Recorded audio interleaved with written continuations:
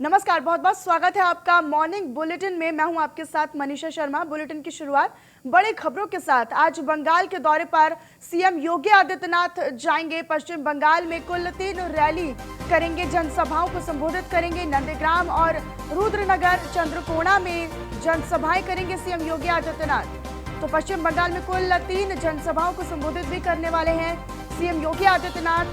तो सागर विधानसभा क्षेत्र के रुद्रनगर में लंका कंदा मैदान में पहली जनसभा करने वाले हैं। उसके बाद चंद्रकोना विधानसभा क्षेत्र के जयंती खेजूरी डांगा मैदान में दूसरी जनसभा करेंगे सीएम योगी आदित्यनाथ।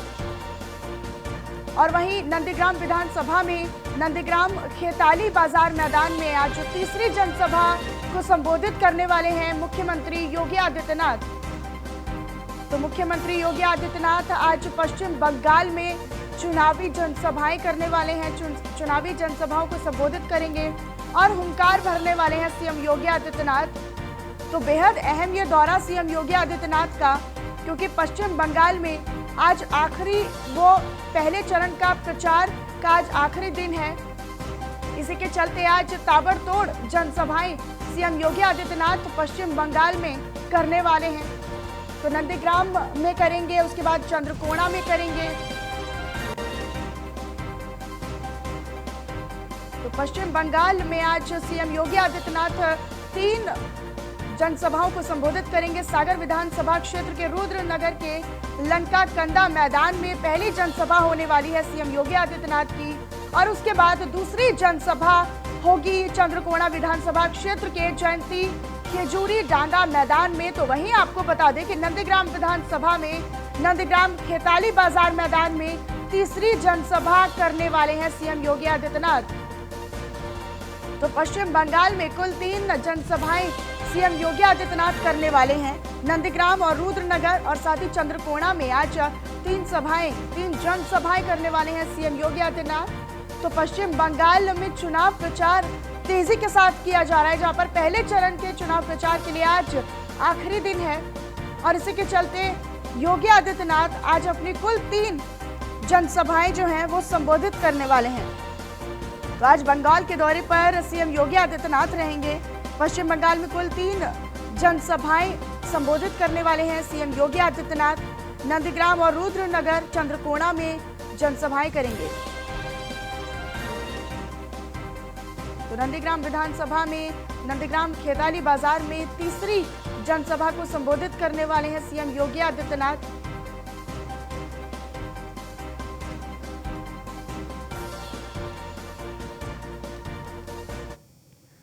तो संवाददाता लखनऊ से नीलेश चौहान हमारे साथ सीधे ज्यादा जानकारी के लिए लाइव जुड़े हुए हैं। नीलेश, आपसे जानना चाहेंगे कि आज सीएम योगी आदित्यनाथ का पश्चिम बंगाल के दौरा है, उसमें जनसभाओं को संबोधित करने वाले हैं। क्या कुछ जानकारी, क्या कुछ अपडेट? देखिए, मुख्यमंत्री योगी आदित्यनाथ का आज पश्चिम बंगाल का दौरा है। खास ये रहेगा कि मुख्यमंत्री योगी आदित्यनाथ पश्चिम बंगाल में 3 जनसभाओं को संबोधित करेंगे। मुख्यमंत्री की अगर हम बात करें, योगी आदित्यनाथ की बात है तो भारतीय जनता पार्टी के स्टार प्रचारक माने जाते हैं योगी आदित्यनाथ, हिंदूवादी नेता माने जाते हैं। जब पश्चिम बंगाल में आज उनकी 3 जनसभाएं होंगी तो कहीं ना कहीं पश्चिम बंगाल की जो जनता है वो भी योगी आदित्यनाथ को सुनेगी और भारतीय जनता पार्टी के पक्ष में वोट करेगी। लगातार अगर हम पिछले हुए चुनाव को देखें, चाहे मध्य प्रदेश का देखें, बिहार का देखें, दिल्ली का देखें या फिर उत्तर प्रदेश के चुनाव को देखें, जहां जहां पर मुख्यमंत्री योगी आदित्यनाथ ने जनता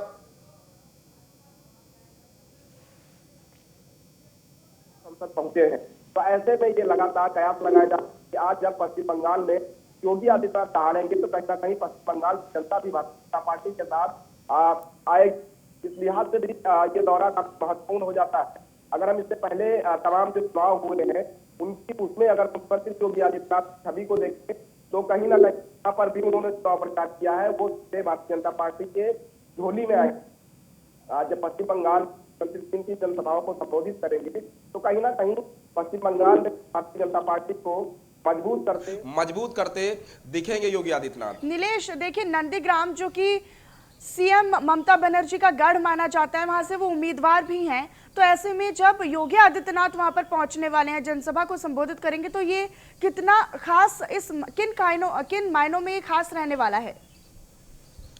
देखिए बिल्कुल योगी आदित्यनाथ की यही छवि है कि जहां पर वहां कोई बड़ा प्रत्याशी लड़ रहा है, खास तौर पर ममता बनर्जी जैसा कोई अगर प्रत्याशी वहां पर लड़ रहा है, तो वहां पर अगर मुख्यमंत्री योगी आदित्यनाथ प्रचार प्रसार करेंगे, जनता से रूबरू होंगे, तो कहीं ना कहीं वहां पर भारतीय जनता पार्टी को फायदा होगा। इससे पूर्व की अगर हम बात करें तो राहुल गांधी के गढ़ में जब योगी आदित्यनाथ ने अपने चुनाव प्रचार रैली को संबोधित किया था, तो वहां पर भी भारतीय जनता पार्टी को भारी संख्या में वोट पड़े थे और राहुल गांधी हार गए थे।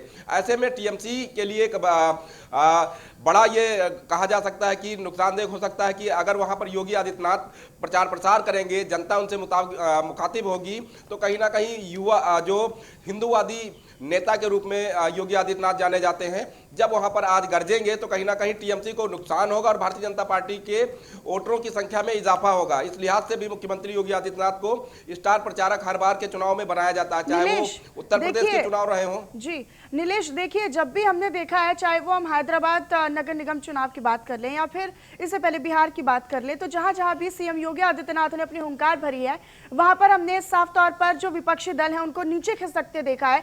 आंकड़ों की अगर बात करें तो ऐसे में पश्चिम बंगाल में अगर 3 जनसभाएं सीएम योगी आदित्यनाथ आज संबोधित करने वाले हैं, तो कितना बदलाव पूरी राजनीति को लेकर देखा जा सकता है?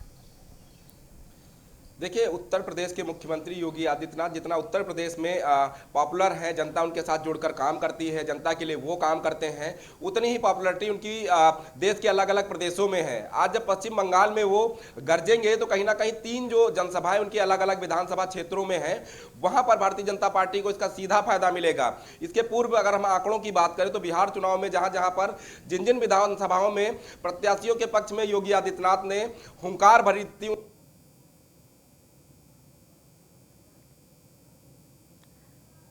तो चलिए नीलेश, बहुत बहुत धन्यवाद आपका इस तमाम अपडेट और जानकारी के लिए। तो ये काफ़ी महत्वपूर्ण होने वाला है कि आज सीएम योगी आदित्यनाथ जो हैं वो पश्चिम बंगाल में कुल 3 जनसभाओं को संबोधित करने वाले। बहरहाल खबरों में आगे बढ़ते हैं। लखनऊ से खबर, जहां पर शिया वक्फ बोर्ड से जुड़ी बड़ी खबर आपको बता दें। शिया वक्फ बोर्ड के चुनाव की अधिसूचना जारी कर दी गई है। तो 20 अप्रैल को शिया वक्फ बोर्ड में चुनाव होगा। सरकार ने प्रशासक नियुक्ति का फैसला वापस ले लिया है। शिया वक्फ बोर्ड के प्रशासक पद से बीएल मीणा को हटा दिया गया है। कुछ दिन पहले ही बनाए गए थे बोर्ड के प्रशासक। तो बड़ी खबर आपको बता रहे हैं कि बीएल मीणा को प्रशासक के पद से हटा दिया गया है। शिया वक्फ बोर्ड के चुनाव की अधिसूचना जारी हो गई है। 20 अप्रैल को होगा शिया वक्फ बोर्ड का चुनाव। तो 20 अप्रैल में शिया वक्फ बोर्ड का चुनाव होगा। सरकार ने प्रशासक नियुक्ति का फैसला वापस ले लिया है। शिया वक्फ बोर्ड के प्रशासक पद से बीएल मीणा को हटाया गया है। और आपको बता दें कि कुछ ही दिन पहले बोर्ड के प्रशासक बनाए गए थे बीएल मीणा। तो शिया वक्फ बोर्ड को लेकर बड़ी खबर आपको बता रहे हैं, बड़ी जानकारी आपको दे रहे हैं, जहां पर शिया वक्फ बोर्ड के प्रशासक पद से बीएल मीणा को हटा दिया गया है और कुछ ही दिन पहले बीएल मीणा को प्रशासक पद पर नियुक्त किया गया था।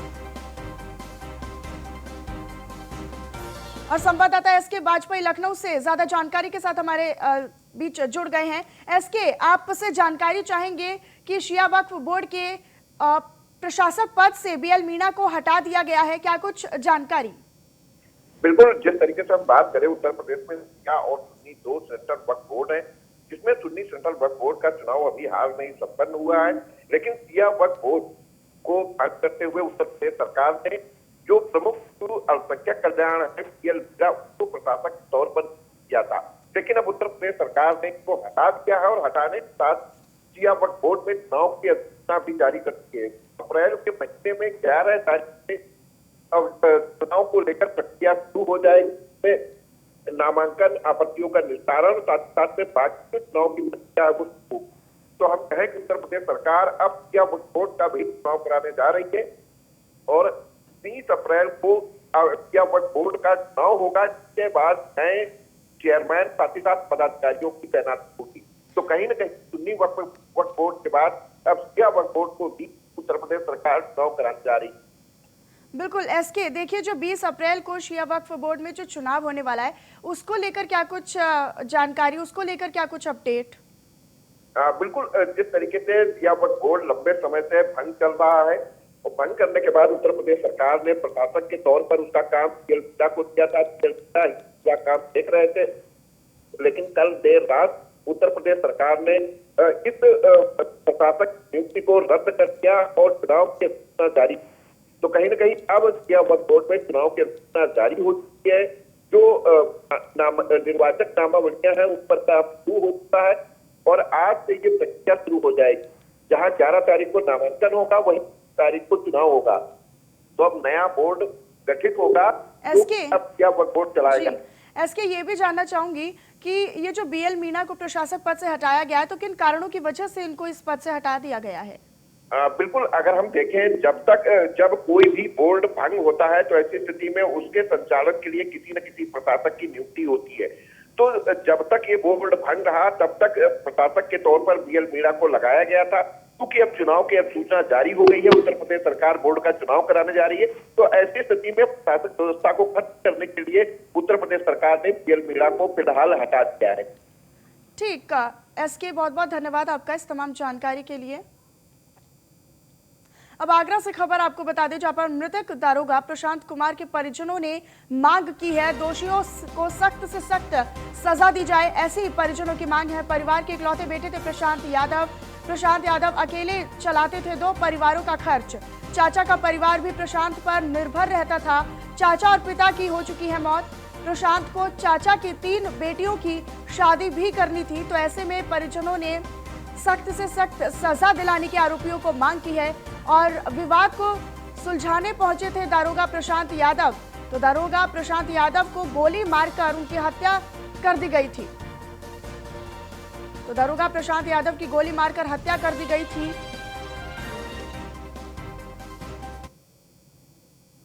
मेरे भाई के साथ में गोली मार। क्या बताया था पुलिस वालों ने? पुलिस वालों ने ये बताया कि आपके भाई के गोली लग गई और गुंडों ने मार दिया उनको। अच्छा, कितने भाई बहन हो आप लोग? हम चार बहन 1 भाई, चाचा ताऊ के। पूरे परिवार में अकेले ही प्रशांत थे? हाँ। क्या मांग है आपकी? उनको कड़ी से कड़ी सजा दी जाए। सूचना मिली थी, शाम थाने से लोग आए थे। उन्होंने बताया कि आगरा में घटना घट गई है जिसमें कि मेरे भतीजे की गोली लगी है, कुछ गुंडों ने गोली मार दी है, जिसमें उनकी तत्काल मौत हो गई थी। क्या आप लोगों की मांग है? उत्तर प्रदेश सरकार ने 50 लाख रुपया उनके परिजनों को और एक परिवार को नौकरी जी, तो क्या संतुष्ट हैं आप इसमें? जी नहीं संतुष्ट हैं। जो मेरा भतीजा था 2 परिवारों को संभाल रहा था। एक उसके चाचा की 3 लड़कियां हैं और चाची हैं। चाचा भी उसके पहले ही ख़त्म हो गए थे, उसके पापा भी पहले ही ख़त्म हो गए थे। मैं चाहता हूँ दोनों परिवारों को नौकरी मिले। सूचना तो चाचा का परिवार भी प्रशांत पर निर्भर था, ऐसा बताया जा रहा है। तो मृतक दारोगा प्रशांत कुमार के परिजनों ने ये मांग की है कि जो दोषी हैं, जो आरोपी हैं, जिन्होंने इस हत्या की वारदात को अंजाम दिया, गोली मारकर हत्या कर दी गई, जिन आरोपियों के द्वारा ये वारदात को अंजाम दिया गया, उन आरोपियों को, उन दोषियों को सख्त से सख्त सजा दी जाए, ऐसा परिजनों की मांग है। तो विवाद को सुलझाने के लिए मौके पर पहुंचे थे दारोगा प्रशांत कुमार, जहां पर उनकी गोली मारकर हत्या कर दी गई थी। तो दोषियों को सख्त से सख्त सजा दिलाने की मांग अब परिजनों ने कर दी है। परिवार के इकलौते बेटे थे प्रशांत यादव। तो प्रशांत अकेले ही अपने परिवार का खर्च चलाते थे, साथ ही साथ दूसरे यानी कि चाचा के परिवार का भी पूरा खर्च वो चलाते थे। अपनी 3 बहनों की शादी उनको करनी थी। चाचा और पिता की पहले ही मौत हो चुकी है, जहां पर 2 परिवार उन्हीं पर निर्भर थे, प्रशांत यादव पर ही निर्भर थे और प्रशांत यादव ही अपने दोनों परिवारों का खर्च जो थे वो चलाते थे। तो अब परिजनों ने सख्त कार्रवाई की मांग की है, सख्त से सख्त उनको सजा दी जाए आज आरोपियों को, दोषियों को, ऐसी परिजनों की मांग है। तो संवाददाता अशोक कुमार ज्यादा जानकारी के साथ जुड़ गए फोन लाइन पर। अशोक, आपसे जानकारी चाहेंगे कि परिवार के इकलौते बेटे प्रशांत यादव जिनकी गोली मारकर हत्या कर दी गई, तो इसमें जो आरोपी हैं उन पर क्या कुछ कार्रवाई की गई है अब तक? बिल्कुल, आपको बता दूं कि बुलंदशहर के रहने वाला है प्रशांत यादव, जिसे ही सूचना पाते ही सही पूरे परिवार में कोहराम मच गया है। फिलहाल अभी आनंद फानंद में उत्तर प्रदेश के मुख्यमंत्री ने इस खबर का संज्ञान लगाया। न्यूज़ 1 इंडिया राज्य से ही इस खबर को प्रमुखता से चला रहा है, क्योंकि मुख्यमंत्री ने साफ साफ कर दिया जो भी अपराधी इसमें हैं उन पर बख्शा नहीं जाएगा, उन पर सख्त से सख्त कार्रवाई की जाएगी। वहीं मुख्यमंत्री की तरफ से दिशा निर्देश ये भी दिए गए हैं, परिवार के नाम से बुलंदशहर में एक सड़क बनाई जाए, प्रशांत के नाम से एक सड़क बनाई जाएगी और 50 लाख की आर्थिक सहायता और एक सरकारी नौकरी देने का ऐलान किया है। वहीं परिवार वालों का लगातार पूरे परिवार सदमे में है और लगातार पूरे गाँव में मातम सा छाया पड़ा है। आनंद फानंद क्षेत्र के विधायक, तमाम सांसद गांव पहुंच रहे हैं ताकि एक इकलौता युवक था जो 2005 की सिपाही में तैनात हुआ था, 2 साल पहले इसकी पुनौती हुई थी दरोगा पद पर, इस तरीके से निर्मम तरीके से हत्या की गई। जी अशोक, आपसे ये भी जानकारी चाहूंगी कि आखिर क्या वो मामला था जिसको सुलझाने के लिए दारोगा प्रशांत यादव बीच में सुलझाने के लिए पहुंचे थे और जिस दौरान उनकी हत्या कर दी गई थी? बिल्कुल, आपको बता दूं कि ये मेरी जानकारी के अनुसार आगरा के खंदौली थाना क्षेत्र का गांव पड़ता है, जिसमें दो परिवार के 2 भाइयों में आलू खेती को लेकर विवाद चल रहा था। जिसी विवाद में 2 सिपाही साथ में गए थे प्रशांत यादव के साथ में, जिसकी आलू खेती को लेकर इसमें विवाद चल रहा था। दूसरे भाई ने एक अवैध तमंचे के से गर्दन में फायर कर दी, गर्दन के गोली लगने से मौके पर मृत्यु हो गई। और वहीं जावाज 2 सिपाही उन्होंने आनंद फानंद में उन पर भी फायरिंग करी, जिससे मौके से फरार हो गया है। जो इसके आलू खेती को लेकर विवाद हो रहा था, विवाद इतना बढ़ गया कि प्रशांत यादव पर गोली गर्दन में लग गई थी, इसके मौके पे मृत्यु हो गई। ठीक अशोक, बहुत बहुत धन्यवाद आपका इस तमाम जानकारी के लिए। तो अब अगली खबर संभल से, जहां पर इंस्पेक्टर इंद्रेश पाल सिंह के घर पर पुलिस ने दबिश की है। तो फर्जी मुठभेड़ थाने से 1500 पेटी शराब गायब होने के मामले में आरोपी हैं इंद्रेश। आरोपी inspector Indresh Pal Singh police team को देखकर मौके से फरार हो गए थे। तो पुलिस ने परिवार के 2 लोगों को हिरासत में ले लिया है। चंदौसी कोतवाली इलाके का ये पूरा मामला है। तो चंदौसी कोतवाली इलाके का ये पूरा मामला, जहां पर इंस्पेक्टर इंद्रेश पाल सिंह के घर पर पुलिस ने दबिश की और फर्जी मुठभेड़ थाने से 1500 पेटी शराब गायब होने के मामले में आरोपी हैं। तो आरोपी inspector Indresh Pal Singh police team को देखकर मौके से फरार हो गए। पुलिस ने परिवार के 2 लोगों को हिरासत में भी ले लिया है। चंदौसी कोतवाली इलाके का ये पूरा मामला हम आपको बता रहे हैं, जहां पर इंस्पेक्टर इंद्रेश पाल सिंह के घर पर पुलिस ने दबिश की और फर्जी मुठभेड़ थाने में 1500 पेटी शराब गायब होने के मामले में आरोपी हैं इंस्पेक्टर। और आरोपी इंस्पेक्टर इंद्रेश पाल सिंह पुलिस की टीम को देखकर मौके से फरार हो गए। पुलिस ने परिवार के 2 लोगों को हिरासत में ले लिया।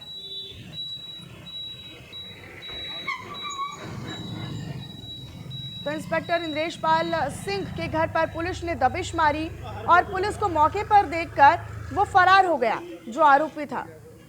तो इंस्पेक्टर